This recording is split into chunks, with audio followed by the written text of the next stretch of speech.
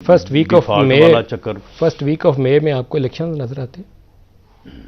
کیونکہ بہت سارے لوگ اسلام آباد میں یہ کہہ رہے ہیں کہ نیا بجٹ نئی حکومت کو پیش کرنا چاہیے کلیئر مینڈیٹ کے ساتھ تاکہ معاملہ سلیٹ کلیئر ہو جائے.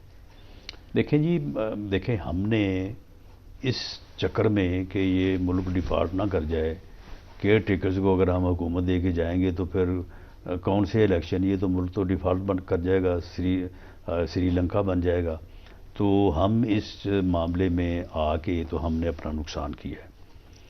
یہ نقصان اگر ہمارا ہو جائے نا، کور ہو جائے، ہم اس قابل ہو جائیں کہ ڈالر کو لے آئیں 200 سے نیچے، پیٹرول کو بھی لے آئیں پہلے والی جگہ پہ اوپر، اور اسی طرح سے باقی جو دوسرے معاملات ہیں یوٹیلٹی بلز کے، تو پھر ہمیں پھر مئی سے ڈر لگتا ہے، پھر چاہے مئی میں الیکشن ہو ہمیں اکتوبر سے ڈر لگتا ہے. پھر آپ فیس کر لیں گے. تو پھر میں سمجھتا ہوں کہ ہم جو ہے وہ الیکشن کو بہت بہتر انداز سے جو ہے وہ کنٹیسٹ کرنے کی پوزیشن میں ہوں گے. سر یہ ریلیف کے لیے آج بھی ہماری یہ 26 نومبر کے بعد جو اس کا پاگل پن اس دن سبسائڈ ہوا ہے، تو ہماری پوزیشن آج بھلے 28 ہے لیکن آج سے 2 دن پہلے سے بہتر ہے.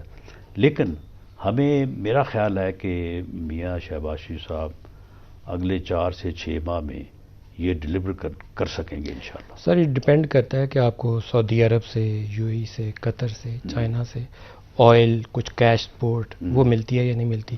محمد بن سلمان کا دورہ تھا، پوسٹ پون ہو گیا. اب توقع ہے شاید نئے آرمی چیف کے بعد دوبارہ ری شیڈیول ہوگا ارلی نیکسٹ. یہ ساری باتیں جو ہیں کو مہینے 2 مہینے میں اگر یہ ہو جاتی ہیں دسمبر میں، اگلے 4 ماہ میں ہم اس کو اگر ٹیبل ٹرن کر دیتے ہیں تو پھر تو ہم کہیں گے آؤ بھی لڑو الیکشن. دسمبر میں اگر محمد بن سلمان کا بھی دورہ ہو گیا اور یو ای قطر سے بھی کچھ آپ کو سپورٹ مل گئی تو پھر آپ کو بریتھنگ سپیس مل جائے گی، کچھ سانس لینے کی گنجائش پیدا ہو جائے گی. ہاں بالکل.